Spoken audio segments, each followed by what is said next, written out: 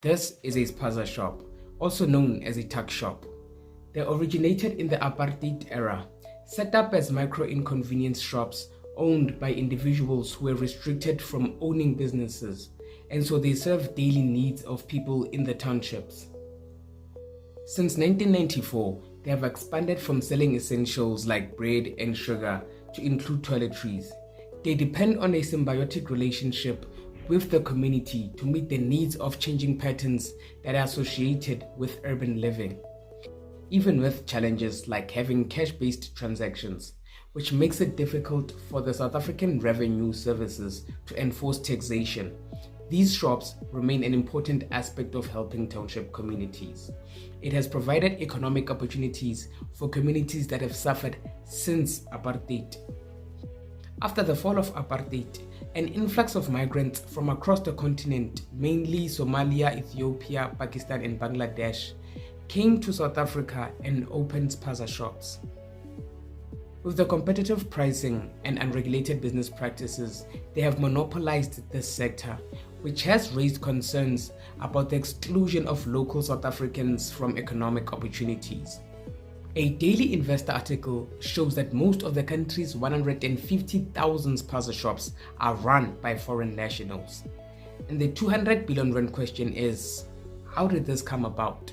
Well, an article released on Independent Online might have an answer to this. The article focused on a study that sought to understand the practices of SPAZA shops in the Western Cape and Gauteng townships. The study found that foreign-owned SPAZA shops depend on the strength of their social networks. This helped them with access to labor, among other things noted on the study. Some with concern are the role of foreign shops in providing access to contraband goods.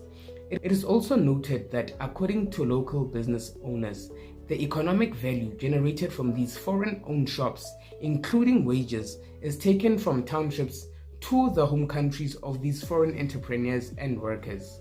The foreign-owned businesses benefit from supply chain networking and price discounting. Essentially, because of a sense of collective or cooperative ownership, which could mean that there is a chance that the shops have a shareholding agreement or a single entrepreneur owns several stores, it enables purchasing within buying collectives, which helps to save on transport and has also helped in terms of labor. They are able to secure more favorable terms, where each buying collective secures premium terms from suppliers where a chain supports multiple stores. Sole trading South Africans were unable to compete and had to close down their shops. There has been, in recent years, conflict between shopkeepers and local residents, which has helped to drive social conflict. In 2024, there was an uptick in foodborne illnesses in South Africa. By around September 2024, there were 890 reported incidents of foodborne illnesses. SPAZA shops were identified by the President Cyril Ramaphosa as being responsible for the spate of foodborne illnesses, with pesticides and organophosphates such as tabufos and aldicarb found to contribute to some of the deaths.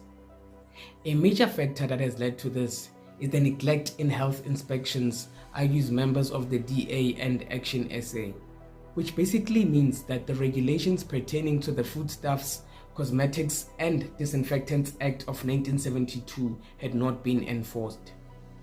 There are also community members who blame Home Affairs for failing to document all foreign nationals in the country. And given this rise of children dying from food poisoning, allegedly due to products bought at SPAZA shops owned by foreigners, Minister in the Presidency, Khumbudzo Ntshavheni, has urged the public to demand proof of registrations, as the government on the 15th of November in 2024 mandated that all SPAZA shops had 21 days to register with their local municipality.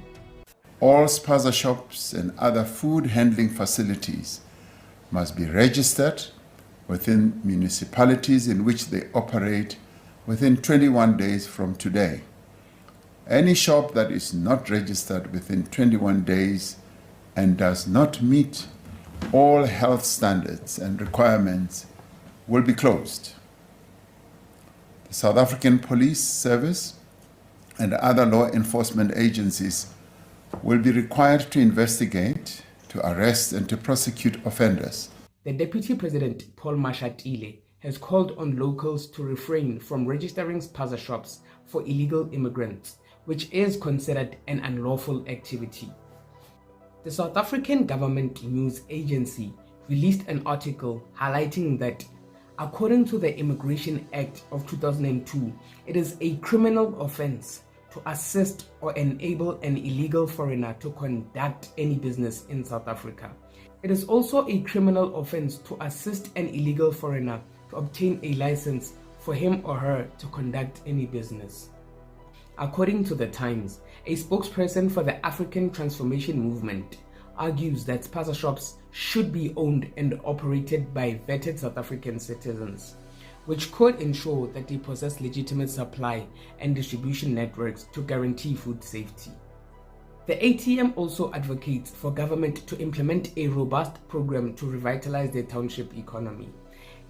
An independent economic analyst who spoke to The Citizen argues that the reason many shops are owned by foreigners is that black people do not support each other. And he emphasized the importance of working together and not having the mindset that government must do things for us. A debate has erupted over whether formal retail container stores could offer a solution. The container stores owned by formal retailers like USAFE and Pick n Pay were launched to serve previously unserviced areas with limited essential products. Shoprite emphasized that they are not looking to replace SPAZA shops, but want to instead position themselves as a corporate retail solution. They plan to add 36 new stores and are targeting 1,000 stores within 5 years. There is also a battle over the 259 billion rand market to supply SPAZA shops. According to the Daily Investor, retail giants like Shoprite and Pick n Pay are looking to supply SPAZA shops, with other manufacturers like Tiger Brands, which owns brands like Oros, Koo, and Ace Maize Meal, in 2023 announced a plan to grow the availability of its brands by partnering with SPAZA shops and the local community.